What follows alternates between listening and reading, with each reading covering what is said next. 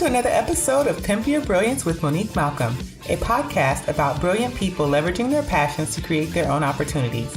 I aim to show you what's really possible when you shut down the chorus of fear and lean into your genius zone.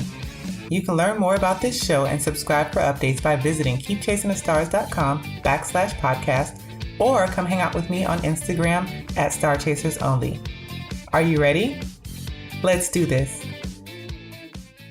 Hey Star Chasers, it's Monique. Today I want to talk about getting started with an idea. There's so many ideas, you have things that you want to do, but somehow we've talked ourselves out of it. We've gotten scared, we've researched too much, we're comparing ourselves to other people, and so all of these ideas are just dying on the ground floor. And I get it.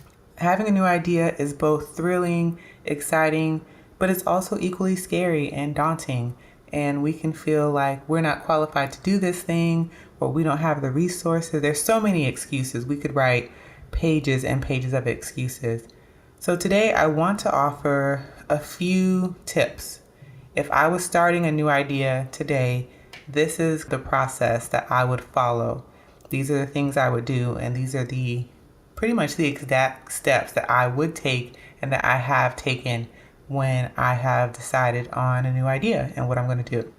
So the first thing I would do is write it down, do a big brain dump, and then brainstorm.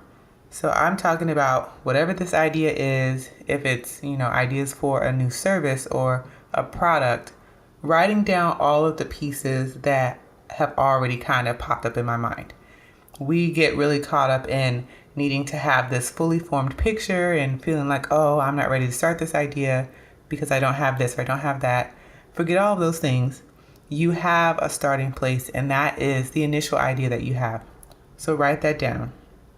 After you've written that down, you start thinking about if this is a service or if it's a product, what type of features would I want? What are some things that came to mind that you feel like should have been included? Write those things down. Right now, you're just dumping out this idea on paper, whatever it looks like. And after you've gotten all those pieces that initially came to mind for you, you can start expanding your brain dump and include wish list items. So if it's a product, maybe a planner, you want it to have a pocket, or you want it to have custom stickers or must-have features. So maybe it must be undated, or it must have a hardcover, different things like that. Jot them down and kind of prioritize, like these are wish list things. These are must-have features. But the key here is just to get it out of your mind on paper. That's the first step every single time, writing it down. From there, the next thing I would do, I would move on to figuring out what problem my idea solves. So if you want to turn your idea into a business or even a side hustle at some point, you need to know what problem or pain point it resolves for your potential customers. Honestly, that is the thing that's going to help this idea sell, because people don't necessarily want a product per se. They are looking for a solution. And as a business or any income generating opportunity, you need to be thinking in solutions. So this idea, what problem does it solve for this particular person? So an example of this would be this podcast. This podcast is a solution for a common problem that I see amongst creatives, and that is thinking their ideas are crazy because they haven't seen anyone do it or do something similar, or just not believing their idea is good enough. And so my solution for that particular problem is interviewing people who I think are brilliant, who are doing incredible things, who are passionate, have really interesting backstories, and letting those serve as a gentle reminder or giving a nod of permission to the fact that you can indeed create that crazy idea, and it can be something, and you can work it, and it can make you money. And I've presented you with examples of people doing that. So this podcast is a solution for a specific problem that I saw. I have in turn decided to turn, my interview series and even the Minisodes with advice into specific solutions for that problem. So again, your second step is identifying what problem your idea actually solves for your customer. So getting really clear about that. If you, again, if you had a planner system, what problem is that planner system solving for your audience? Is it helping them break down goals and keep them on track? Is it helping them track how much water or how much exercise they're doing? There's specific things that your idea is able to solve. So think in terms of solutions and figure out what problem that solves for your customer. My next thing would be to research and see what has already been done. Google,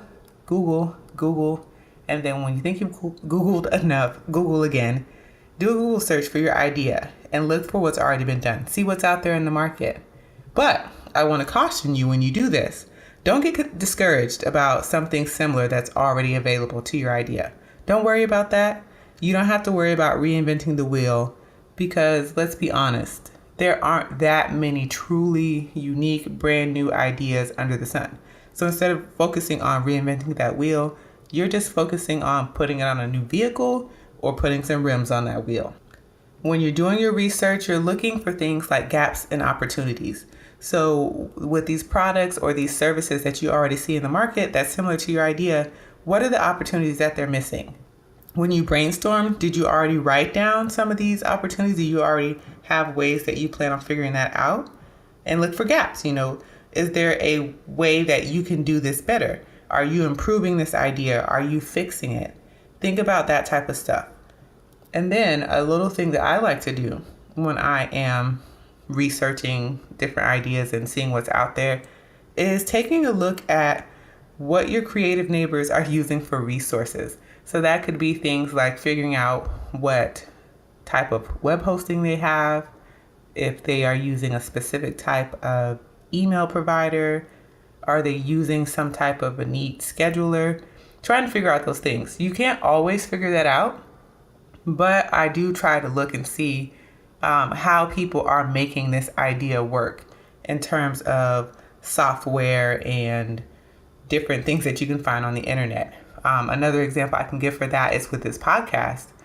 I saw on Instagram where people had images that played audio snippets for their podcast, and you could see like the audio snippet bars going across the image. And I thought, wow, that's super cool. I would love to do something like that. So I started researching, trying to figure out where could I find this software, this solution? Could I create this on my own? I did, in fact, end up finding a company that helps you create that. And so, again, with that, start looking for ideas that you can use. And just think of it, I don't really like to think of this as being a competing thing. So again, these are your creative neighbors. These are people who are going to be adjacent to you in this market. So figure out how they're using the software to get ahead or to market or promote or even streamline their systems or this idea. My next thing is figuring out what my MVP is, or my minimum viable product. So a minimum viable product is really, what does the bare minimum of this product look like? If it's a service, what are the bare minimum features that this service provides? If it's a product, what's the bare minimum resources that I can use to make this a functional product? So what does this look like? A functional bare minimum of this product. What does it look like? When you're in this stage, you're thinking of cost of resources, software supplies. So if you wanted to start a blog and that was going to be a part of your idea, what's the bare minimum of that blog look like? It's web hosting. It's maybe a theme for your website, so it looks a specific way, a certain amount of content, that type of thing. Maybe you signed up for Twitter and Instagram, just the bare minimums. Like, how can this idea function with the fewest minimal amount of resources possible? At this stage, you don't really need to be sweating naming this product or this idea, service, whatever it is. But if you do have an idea, this is a great time to check out websites like Name Checker to see if the domain name is available, and also to see if the social media handles are available. And I'll have links to Name Checker and related sites in the show notes, so you can check those out. After you've figured out your minimum viable product, which again is the smallest way you can get this idea off of the ground, you move on into the prototype stage or the beta testing stage. And for that stage, you're just creating a beta version of what your product looks like, or a beta version of how this service functions. And remember, this is a work in progress. It does not need to be perfect. You can tweak the idea on the fly, and I definitely suggest you do. But the goal is really to have something functional that you can share with your audience or the intended audience and get feedback from it. If it's a physical product, don't be afraid to get your hands dirty. You may need to source materials and supplies from places online to create this beta prototype version of this product. And I did that with the Visionary Journal. Before I even went towards looking for production through an outside company, I sourced all the materials. So I found covers, and I found a local place that would print out a bunch of copies of the interior pages at an affordable rate, and I bought a hole punch, and I assembled the first 50 journals myself and sold them like that. And, let people have them, and I asked for feedback. What would you want differently? How would you want this to be done if I were to produce this on a larger scale? And that's how I ended up with a smaller bound version, because the original one was quite a bit larger than it is currently. So don't be afraid to look for a way to DIY this prototype yourself if you have to do that. So after you've created your prototype, you're feeling good about how this is functioning, your next step is to get some feedback. So take your MVP and share it. And yes, this can be in a paid capacity, but finding your audience or specific people who would benefit from this idea or this product, that's who you want to target and try to see if you can get it into their hands. Because the whole idea here is to get feedback and testimonials in exchange for using this product and service. So if you want this to be a paid beta, then definitely offer it at a reduced price and tell the people who participate in the first round, I'm doing this as a beta test. In the future, it's going to be at a higher cost, and maybe you can give them an idea of what the cost is going to be and tell them that you want to give them this service to use at a reduced price for honest feedback and an honest testimonial at the end if they liked it. The key here is that you want to get as much feedback as possible, because that's going to help you improve the idea. So make sure that you let your beta testers know, I am open to feedback. Let me know what you would change, what you would want to see maybe a little cleaner, a little bit tighter, what you would add, what do you feel is missing? How do you think this would benefit you if you were to use this product for the long run? But whatever you do, try to get as much feedback as possible, because that's important. That's going to help you improve. That's going to help you grow. And remember, this is a work in progress, so don't be thin-skinned about this. Make sure that you take this is a practice run, so it's okay if people don't think it's perfect. The idea here is not for it to be perfect. The key here is to make sure that this thing is functional enough for somebody to use it and then give you feedback so that you can improve it and then launch it to the masses. And then my last step would be refining and moving forward. You've gotten your beta testers' feedback, you've gotten testimonials. Go through the suggestions and see which ones are actually realistic. Some of them are, some of them won't be.